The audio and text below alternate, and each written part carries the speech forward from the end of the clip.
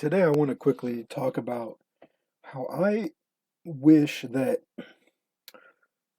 I wish that expensive non-reserve list Magic cards went down in price, with the caveat that I wish um, cheap cards would go up in price.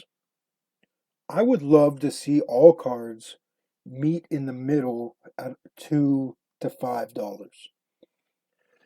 So yesterday, I opened up a couple packs on camera, and I already ended up selling the showcase Ruin Crap for 189 and the foil Full Art Mountain from Zendikar Rising uh, for 165. And none of the rares, none of like the Stone Coil Serpent that I put up for about $5, none of that is would sell that fast.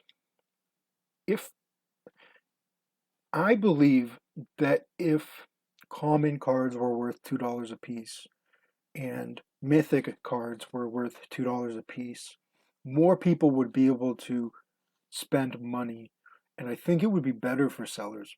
It's never going to happen, but theoretically, I would love that.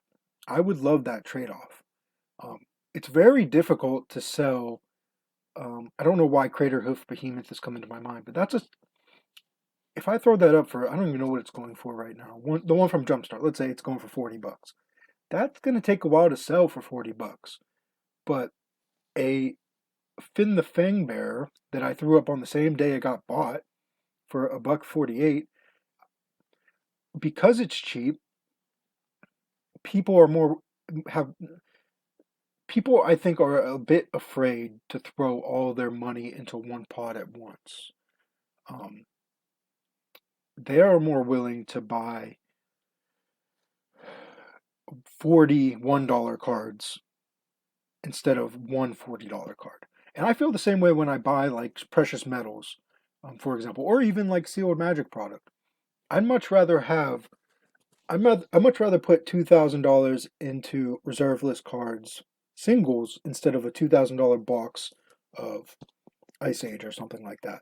Uh, but in the same with silver or gold, I'd much rather pay a small premium for fractional gold than a giant bar of gold, even though I might save money on buying a large quantity of gold that's melted into one piece.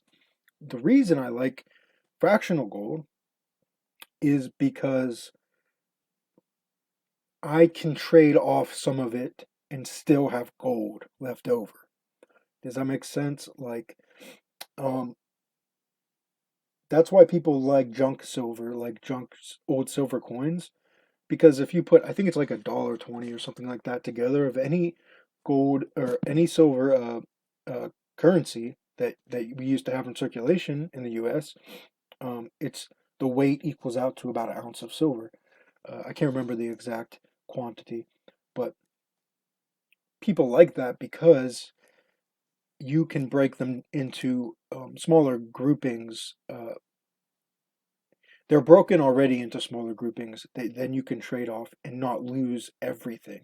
When you have a bar of gold, you're not going to want to slice it in half because I mean, I don't even want to know how much you would lose in just the shavings of the saw that would chop it. It's not worth it. So you'd have to find the right buyer that would buy like $100,000 worth, like a 10 ounce or 100 ounce bar of gold rather. You'd have to find someone that had $100,000 to give you right now, or $150,000, uh, and then you might not have any gold left over. But if you're in a pickle and you need money, you need to liquidate. Uh, you need currency, let's say. You can move a fractional piece of gold, um, and still keep gold in your safe or wherever you keep it. And then you can pay your medical bill or whatever you need to do. In the same way, I think people are a bit scared.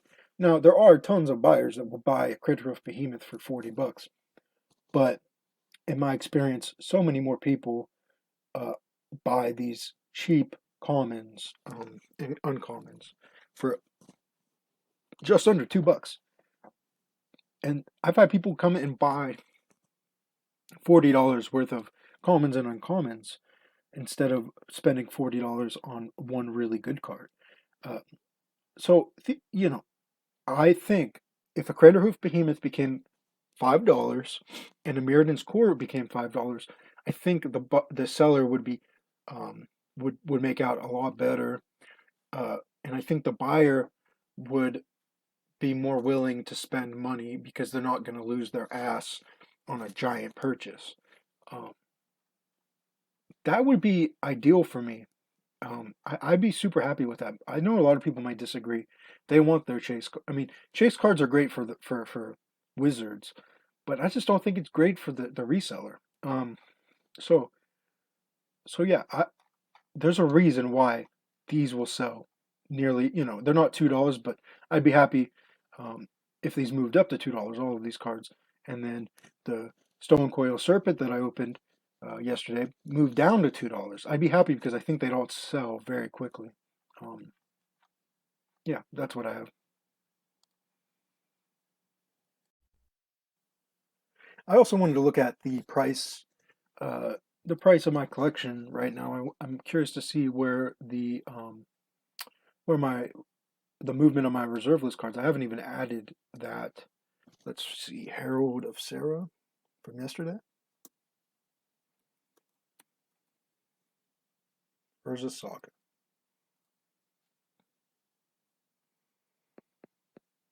1336. I bought it at $10. We'll see where that goes. But I wish that MTG Goldfish would put like how they have a line graph for all the cards that they show, the prices of every card. I wish they would give us that. Maybe you have to pay for it, but I'd really appreciate some sort of like almost like stock graph, like from the stock market, like from Robinhood, just to see how my cards have gone up. Just a visual way to see how they've gone up and down over time. Um, but this is the best I have. Apparently, yeah, it looks like it's up 1847 from yesterday. Let's go to most valuable.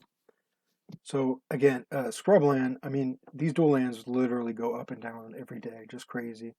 But uh, I don't even know what their price is really at this point. But I'm curious to see what has gone up. Uh, that's these are so these the two biggest up movers for me um, aren't even reserve list cards. It's this borderless Atraxa, which I have graded with CGC, and this Rogren Triome Showcase foil, which I also have graded CGC. That's gone up. They both gone up about three, $4, and $3. Interesting. And then just tons of $1 movements in the reserve list. There goes Balduvian Trading Post. I'm really glad I got these for when I did for probably $10 a piece. Um, yeah, they're it looks like $30 is like where it's going to be sitting at. Opal Art Archangel, beautiful art. It's moved up. Um, very noble. This was like $14 for a hot second, and now it's back. Now it's down to 11, but I still think this is a $15 card.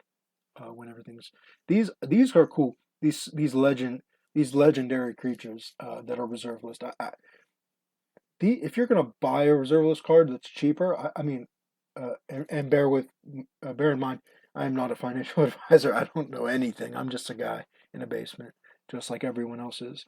So, but if I were to buy some reserve list cards, it would either be like some sort of tribal card, like a Fairy Noble, um, or a legendary creature for people for the commander decks. Um, you just never know what card will come out that could break this guy. This guy looks like Bane, by the way. I don't. He just looks exactly like Bane to me. Um, I guess dwarves are becoming a thing, um,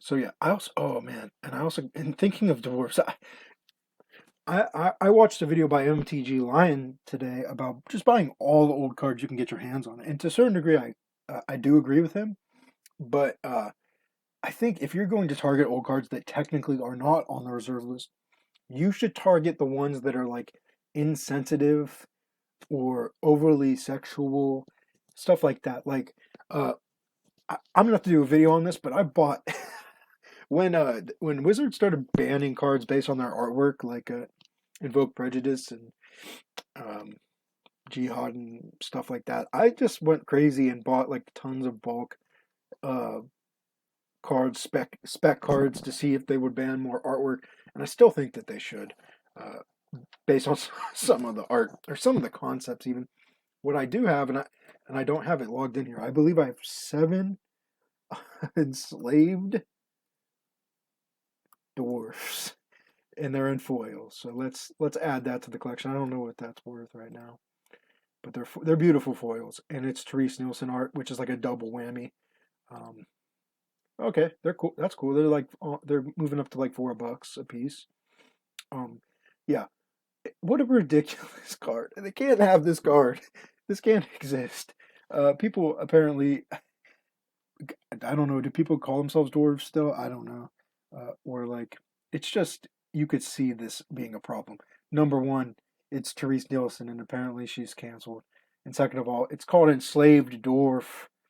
So I suspect eventually anything with the word enslaved or slave is probably going away.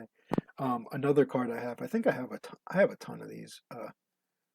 I don't remember, I don't remember how many I have, so I won't add them. But Flash, the original Flash card from Mirage. Oh my God, they cannot ever reprint this art. They absolutely cannot ever reprint it. Look at this caricature. This is a caricature of like some African man. Um, this card will never be reprinted like that. It does not matter if it's on the reserve list, though. It's essentially reserve list. I mean, it's like pseudo reserve list. So I bought up a bunch of these, both in Mirage and in sixth edition. And sixth edition, I think, is more expensive actually. And maybe it'll get unbanned in Commander one day. Probably not, but it it's pseudo reserve list. So yeah, I'd pick up more probably. It makes sense to me. Okay. I also bought an ungodly amount of Imposing Visage from Ice Age, which isn't reserve list. It's only 21 cents. It's not really gone up like I expected it to, but I just don't think they will ever reprint this art with this sort of caricature of this African American. It's just never going to happen. So I probably have like 150 of these cards. So we'll see eventually, maybe one day. But this was one I spec'd on.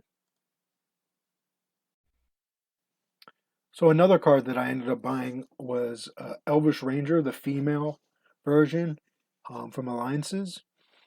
It's nothing special, but that art is amazing, and I could tell. I know people would be pissed. I know that specific people would be pissed to see it today. So I don't expect this artwork to ever be reprinted. And not only that, it is Therese Nielsen. She's not going to be reprinted. The artwork's epic. She looks epic. And I bought these for 10 cents a piece, probably a year ago. And I'm pretty happy with how they're going. I don't think it's ever going to slow down. I probably have about 25 of these. And I probably should buy more uh, because it's undeniably cool to me.